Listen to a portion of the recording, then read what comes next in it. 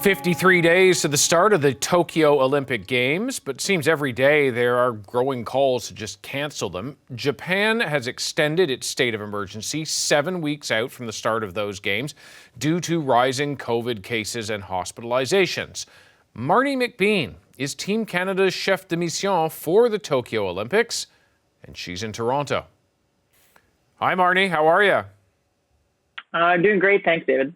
So here we are 53 days away from these games. The doctors of Tokyo are saying these games probably shouldn't go ahead. They're concerned about it.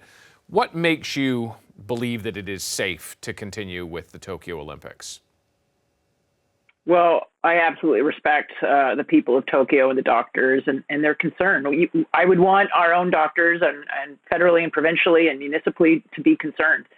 I believe that the plan that the IOC and the Tokyo Organizing Committee and even the layers added onto that from countries like Canada, the plan we have going into the Olympics, not only is it designed to keep Canadian athletes safe, but it's designed to keep the people of Tokyo safe. Can we talk about that design? So just walk me through what happens. You fly into Tokyo, the team flies into Tokyo. Who do they interact with? How often do they get out? What are the chances basically of transmission? Yeah, well, the plan doesn't start from when I fly into Tokyo. The plan actually starts 14 days before I fly into Tokyo. I start having to record and manage all my close contacts. I'll have 3 different tests before I arrive in Tokyo. I will land in the airport. I will need a negative test again, so my 4th test in the airport. Actually, I think it's my 3rd test in the airport. I will then take Olympic transport. We are not allowed to take public transit. We're not allowed to go on bullet trains or any sort of public transportation. I will take Olympic transport into the Olympic Village. I will stay in the Olympic Village. I will take Olympic transport to Olympic venues. And so it's almost like a big gerbil thing with like tunnels that of containment, how we're going to be moving from one spot to another, which is, I'm going to be in Tokyo for almost a month, and not once will I be able to go out to a restaurant, out to a bar, out for sushi. I will be very much inside the Olympic bubble the entire time. Athletes, of course, have trained for years for this, and it's been delayed by a year. Walk through me the challenges for an athlete when so much of the rest of the world is saying, I don't know if these games are going to go ahead. Yes, they are. No, they aren't. Maybe they'll be canceled. Here we are, less than 2 months, and it's still a little bit uncertain. What goes through an athlete's mind in terms of preparation? Well, the thing that athletes always talk about either post-career, when it is every day, an athlete wakes up knowing what their goal is and what they're doing and what their target is. They had a date in the calendar, and 15 months ago, that date got moved by a year. That was, we had to change everything. They reset.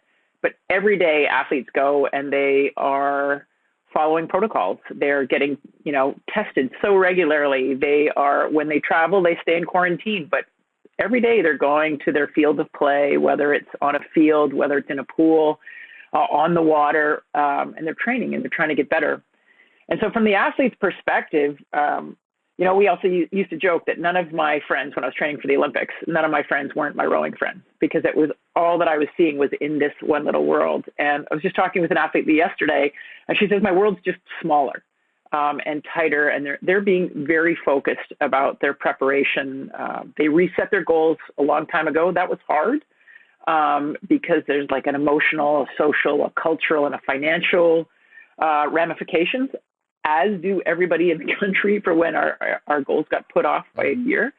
But there's kind of a piece to it as an athlete, is because you know what you're supposed to do every day.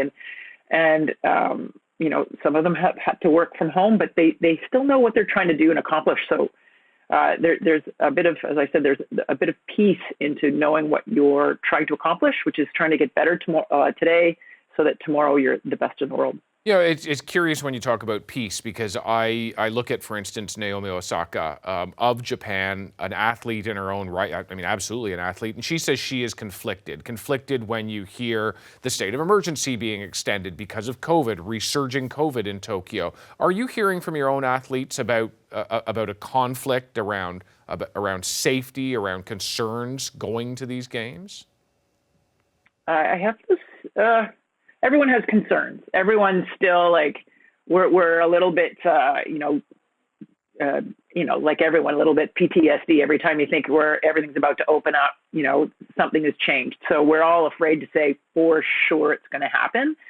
But also, I think, the Japanese media is right now, rightly so, they're talking about their concerns for their environment. And that is not taking into account, I'm not going into Greater Tokyo. I'm going into an Olympic environment. So if I was thinking about what's going on, if all these athletes were going to be wandering around Greater Tokyo, I would think, yes, that would be a tough time. But, one of the things that we're communicating to our athletes is we're actually not going to the Olympic Games anymore. We're only going to Olympic competitions.